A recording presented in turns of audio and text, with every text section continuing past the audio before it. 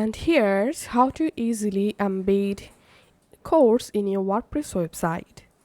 So if you have custom HTML codes, now you want to embed those codes in your WordPress, follow these steps.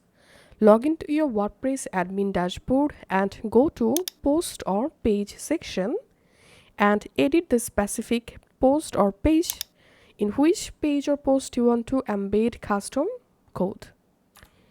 Now click on this plus icon to create a new block, and in the search block type here custom HTML and add the custom HTML block.